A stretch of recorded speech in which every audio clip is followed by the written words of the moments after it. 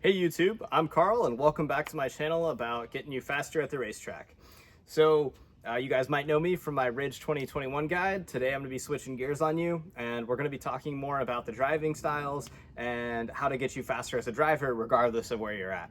So after 15 years of doing this, I think I've learned a thing or two about kind of like seeing different people progress through it, and I wanted to share that with you, so hopefully you can learn something.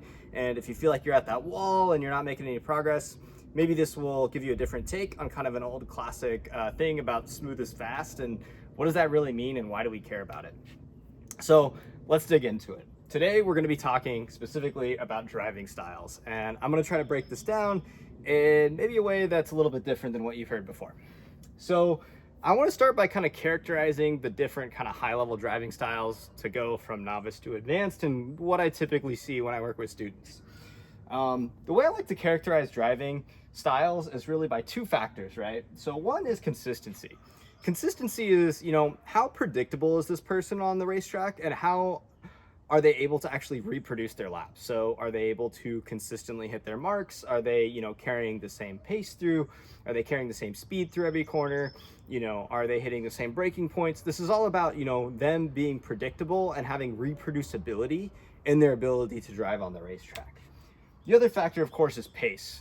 And pace is all about, how much are you actually extracting out of the vehicle, right? So, are you braking at the 3 cone when really you could actually brake at that 1 cone and still make the corner? Are you at the absolute limit of grip, or is there still actually quite a bit left? And this is kind of like what pace characterizes, right? How much are you extracting from the car and kind of how fast are you able to go in a sense, right? Typically everyone starts out right as a novice. You get to the racetrack, you've never been to one before, you don't know the track, you don't know where you're going, you probably don't even understand exactly what the car is capable of. And as a result, you're not very consistent, you're kind of all over the place as a driver, and you're definitely operating well below what the car is capable of in terms of grip, right? And that's fine, we all start there, right? I started there. From here, drivers typically progress in two ways that I've seen. Obviously there's a spectrum, but, method one is they kind of go from novice to consistent, right? So they start learning the track, they start getting a little bit more comfortable, and they kind of fall into a nice rhythm where they're kind of consistently doing the same thing. So maybe they might not be setting the fastest laps of the day, but they're setting very predictable laps of the day. I also see a lot of kind of veterans operating in this space. So maybe the guys that have run the track for decades at this point and they're just there to have fun. They're very safe, they're very predictable. They're not setting any like track records or anything, but they do have that consistency where they go out there and you know what to expect. The other type of drivers are novices who progress to fast drivers. These are a lot of times, especially I think younger guys who are, maybe really excited to get the most out of their car. Maybe they've played all the racing sims so that they're ready to, like prove themselves out on the track. No hate to racing sims, they definitely add value. But there's certain stereotypes maybe about these characters who just want to get out there and really go push their car, right? And as a result of this, right, when you get out there and you push and, you're starting to brake deeper and carry more speed, you are going to see, right, sometimes better lap times, because eventually you're going to get lucky where you hit enough corners right in a row and maybe you do set a good time for the day and you're pretty happy with your performance, right? Now, these two kind of drivers, ideally they all want to get to this blessed end state, right, of being advanced, right, where they are consistent and they're fast. So they're setting those respectable laps and they're able to do it every session they go out. So these are, when you're chasing down your friend out there and maybe you're in the slower car, but you're fast, you're getting the most out of it and you're consistent, you're going to chase them down after enough laps and you're going to get that point by. And that's just always, I think that's where we all want to get to. So the question is, how do we get, from either one of these, depending on what kind of driver you are, to actually being advanced? And I think what you'll find after we walk through this explanation on the right is that it is much more important to be consistent than it is to be fast, at least as you're progressing as a driver. So gonna nerd out for a bit. If you know calculus and you know integrals and area under the curve and stuff, this is gonna make immediate sense. If not, I will try to walk through it slowly and hopefully it all makes sense. So if you've ever pulled data off like an AIM or any kind of like track software, one of the graphs that you can see, right, is over time, how much speed are you carrying throughout the lap? Now, in this case, it's a very similar graph, right? Where, the more speed you're carrying through the lap, the better you're doing. So this kind of translates roughly to area under the curve, right? So the faster you're going throughout the lap basically means that you've covered more distance, so you finished the lap faster. Now, rather than raw speed, I've labeled this axis as pace. So what is pace and why is it not just speed? Pace is more about what are you extracting from the car. So if you are in a straight line and you're absolutely floored, that's the most the car can do. If you're in a corner and you're at the absolute adhesion of grip, the car cannot do anymore, that's the limit of the car, that's the maximum pace. So this kind of dotted line is kind of meant to show that, of basically getting as close as possible to the limit of the car, right? So if we kind of characterize different drivers in this format, right, what you'd notice from novices, right, is they're pretty inconsistent. So sometimes they're getting close to using what the car can do. Sometimes they're way below what the car can do, and as a result, they're going to be, much slower than, drivers that are either faster, consistent, or whatever. Next type of driver is these consistent drivers, right?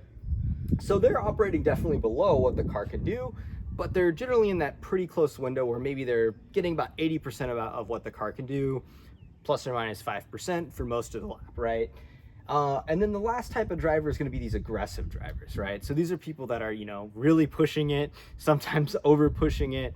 And as a result, sometimes they're, using everything the car can do, maybe even more.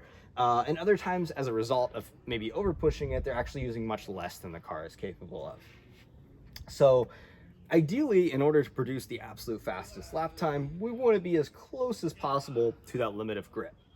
And what you'll find is actually, as you start to progress, that this consistency is much more important than this raw pace. And the reason for that is how fast we are, like I mentioned, is how close we can get to basically this purple line here. So anytime one line is higher than the other, the raw pace is higher. For that segment of time, you're technically outperforming another driver, right?